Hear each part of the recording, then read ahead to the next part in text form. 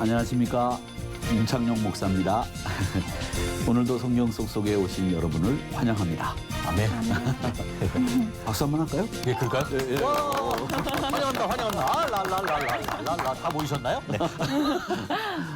그 요즘 핫 이슈라고 하면 그 심신미약을 빼놓을 수 없을 것 같은데, 그 이제 우리 사람들이 자기의 그 범죄나 죄를 숨기기 위해서 그 심신미약이라고 하는 것을 이용하는 것 때문에 우리 국민들이 분노하고 또 화를 내고 있다고 하는 걸 저는 알고 있는데, 이 심신미약이라고 하는 것은 이제 정신적인 기능이 쇠약해져 가지고 그 사물을 이제 변별할 능력이나 또 분별할 수 있는 능력을 상실한 상태, 그걸 이제 미약한 상태라고 하는데, 그렇게 심신미약이 되면 사물을 분별하는 능력도 떨어지지만 책임질 수 있는 상황도 책임을 질 수 없는 경우들이 생기게 되고, 또 이 책임을 질 수 없는 상황에서 벌어진 범죄라고 한다면 그 처벌도 경감해야 된다, 뭐 이런 얘기들을 하시는 분들이 있는데, 이런 것 때문에 지금 사회 문제로 떠오르고 있는데, 그런 걸 보면 뭐 사람들마다 여러 가지 생각을 하겠지만, 저는 생각할 때 보통 분들이 이 심신미약에 대해서 어떻게 생각하고 있는지 참 궁금해요. 그래서 어떤 생각을 가지고 계시는지 우리 승대 형제님 의견을 좀 듣고 싶어요. 이 사실은 심신미약이라고 하는 거는 좋은 의미를 바라보면은 보호를 받아야 되는 사람들이잖아요.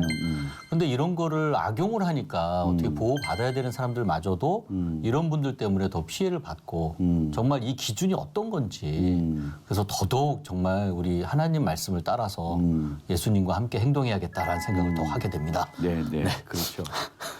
지금이야 이 심신미약이라고 하는 말을 고상한 용어로 쓰고 있지만은 사실 과거에는 그런 용어가 없었거든요. 그래서 어르신들은 그런 얘기를 뭐 귀신 들렸다, 뭐 이렇게 얘기들을 많이 하셨는데, 이런 심신미약은 과거에도 있었고 오늘날도 있고 예수님 당시에도 그런 일이 있었어요. 근데 오늘 그 내용을 한번 살펴보려고 하는데, 본문을 통해서 우리 한번 알아보도록 하겠습니다. 아멘.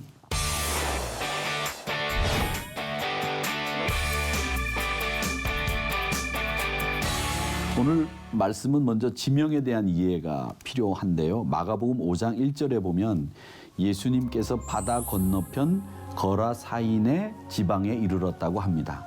이 거라사인의 지방이 어디일까? 이게 성경학자들이 굉장히 궁금하게 여기는 부분인데, 이 거라사가 여기 말고 또 있어요. 어디 있느냐면 지금으로 따지자면 요르단 쪽에, 그러니까 훨씬 더 동편 안에 보면 이 거라사라고 하는 곳이 있는데, 이 거라사가 데가볼리라고 하는 지역 안에 거라사라고 하는 곳이 있었다고 합니다.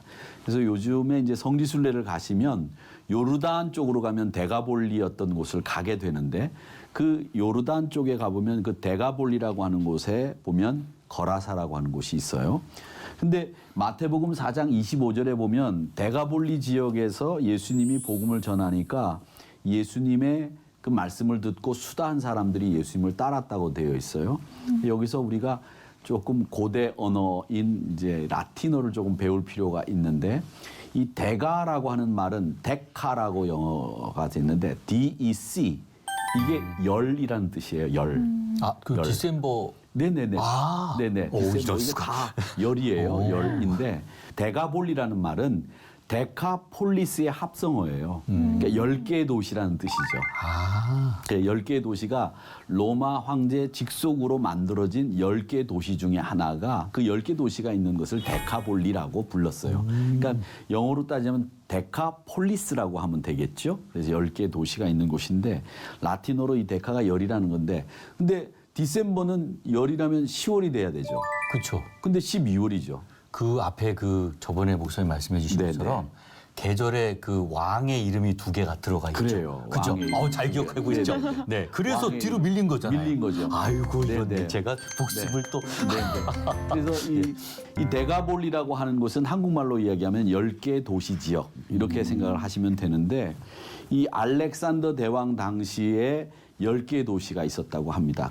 그중에 거라사가 있습니다. 거라사.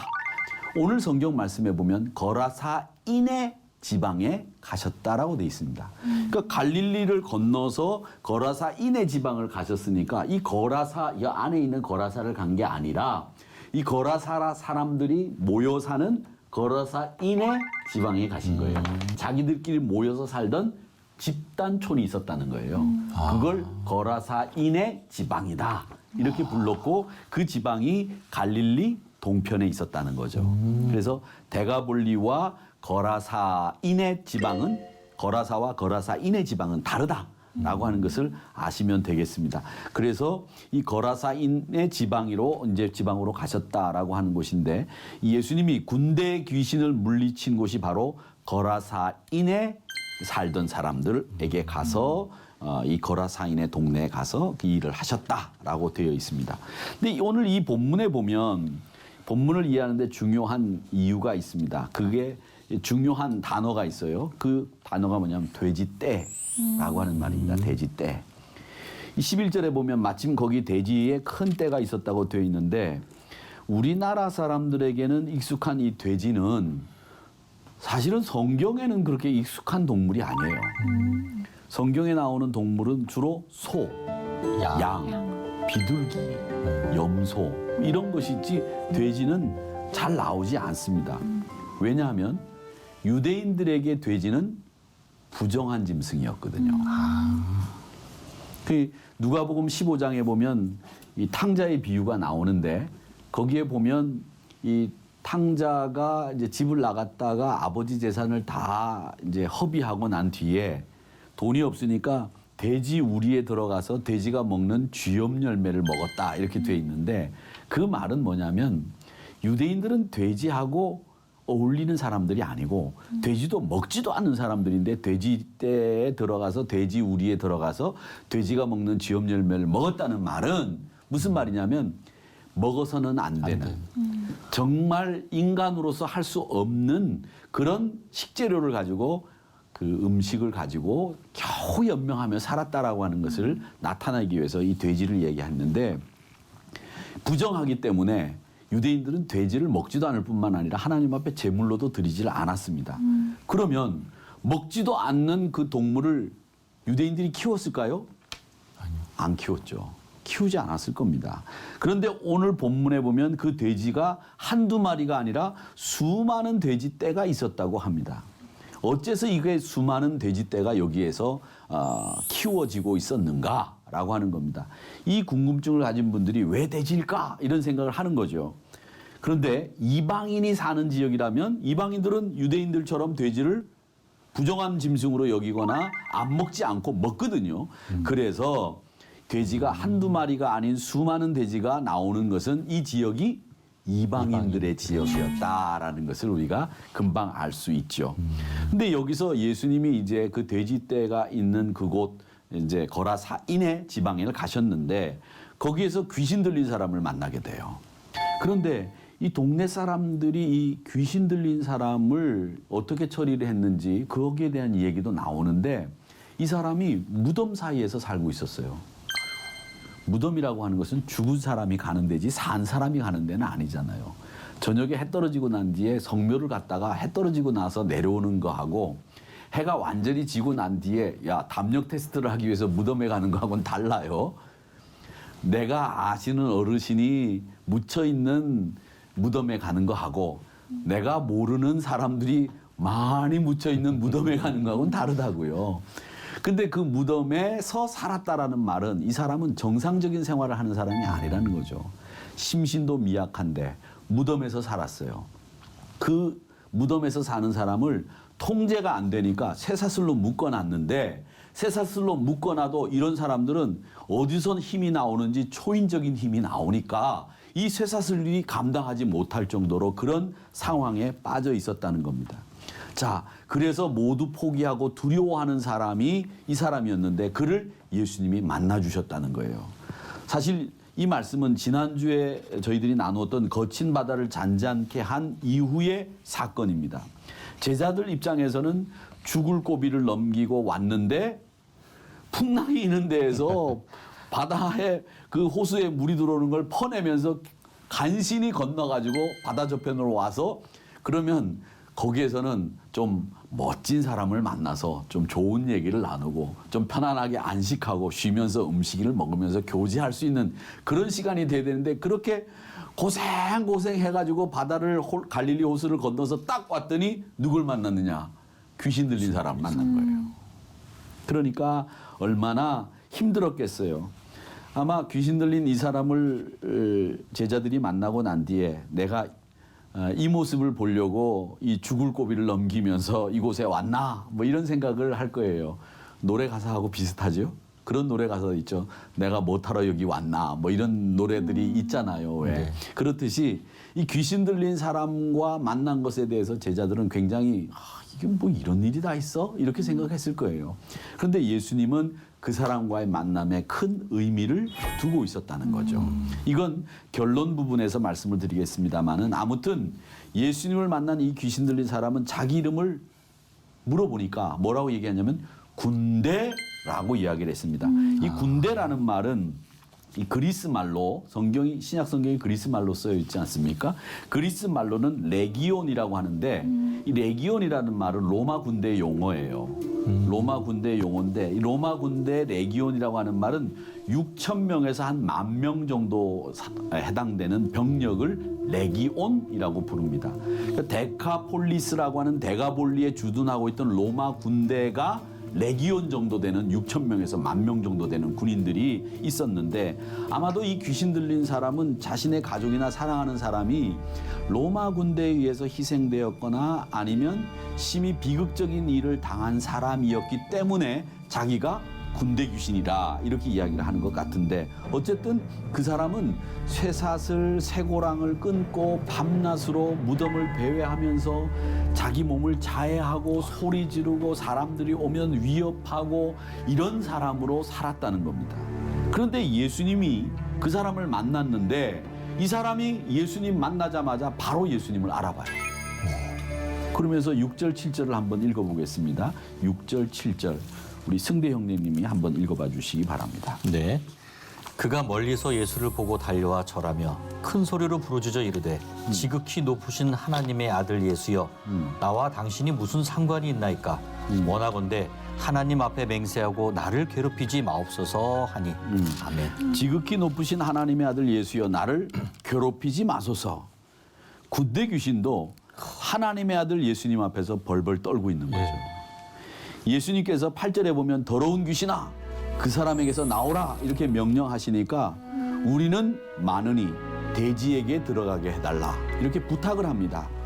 아무리 막강한 힘을 가진 군대 귀신이라고 할지라도 예수님 앞에서는 힘을 못 쓰는 거예요. 그게 바로 귀신 마귀의 실체입니다. 막강한 군대 귀신에 사로잡혀서 누구도 건드릴 수 없었던 사람이었는데 모든 가망이 없어서 이 사람은 틀렸다고 판단해서 무덤 사이에다가 던져놓고 쇠사슬로 묶어놨던 포기했던 사람인데 예수님이 그냥 그 사람을 지나치지 않으셨어요. 그리고 예수님이 그 사람을 불쌍히 여기시고 귀신으로부터 해방시켜 주시고 제자리를 찾을 수 있도록 만들어 주신 거죠. 그러니까 복음의 능력은 회복의 능력이에요. 원래 내가 가지고 있는 장점, 내가 가지고 있는 원래 모습, 그것으로 예수님이 우리를 만들어 주시고 회복시켜 주시는 능력이 예수님의 능력이란 말이죠. 그래서 19절에서부터 20절 말씀을 읽어보겠는데 우리 난자매가 한번 읽어봐 주시죠. 허락하지 아니하시고 그에게 이르시되 집으로 돌아가 주께서 내게 어떻게 큰 일을 행하사 너를 불쌍히 여긴 것을 내 가족에게 알리라 하시니 그가 가서 예수께서 자기에게 어떻게 큰 일을 행하셨는지를 데가볼리에 전파하니 모든 사람이 놀랍게 여기더라. 아멘. 우리는 예수님의 능력과 이 예수님의 기적을 또 한 번 보게 되지만 여기서 다루기 힘든 주제가 뭐냐면 이 귀신 들림이라고 하는 거예요. 흔히 이 귀신 들림과 정신질환을 혼돈하는 분들이 계세요. 근데 과거에 정신병과 관련된 것은 다 교회 내에서는 영적인 것으로만 봤어요.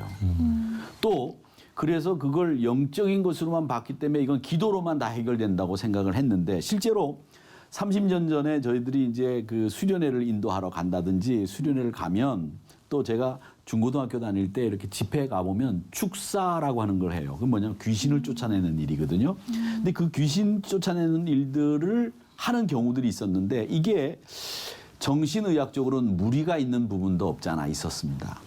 왜냐하면 귀신 들린 거가 이게 귀신 들린 건지 정신적으로 우리가 치료를 받아야 되는 건지 이게 구분 안 하고 우리 교회 안에서는 무조건 귀신 들린 거라고 해서 정신적으로 치료를 받고 케어를 해야 되는 것도 기도원에 올라가서 귀신 들렸다고 귀신을 쫓아낸다고 하다가 병을 심화시키는 경우도 있었단 말이죠. 그래서 의학적으로 치료해서 우리가 쉽게 해결할 수 있는 문제, 그리고 이건 영적으로 해결해야 될 문제, 이걸 구분할 수 있어야 된다는 거죠. 이걸 구분하는 것은 우리 신앙인에게서는 필요한 일이라고 생각해요. 왜? 하나님이 치료하는 것도 우리에게 주신 신유의 능력 중에 하나고 기도하는 것도 신유의 능력 중에 하나이기 때문에 이 두 가지 방법 중에서 어떤 것을 쓰느냐, 이건 하나님의 방법이건 하나님의 방법이 아니야. 저는 그렇게 생각하지 않습니다.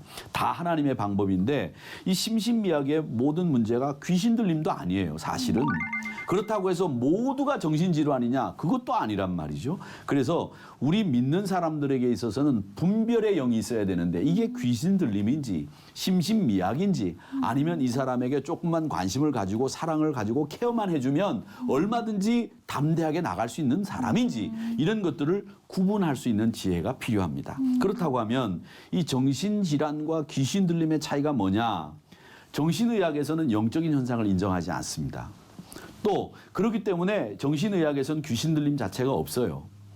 그래서 귀신 들림을 정신분열이다, 급성 반응성 정신병이다, 해리장애다 뭐 이런 얘기들 하는데 이건 간단하게 그렇게 설명될 일이 아니란 말이죠. 먼저 귀신 들림과 정신질환의 공통점이 있습니다. 똑같이 일어나는 현상이 있어요. 그게 뭐냐면 사람을 만나지 않으려고 피하려고 하고 고립시킵니다. 이건 정신병자나 귀신 들린 사람이나 똑같습니다.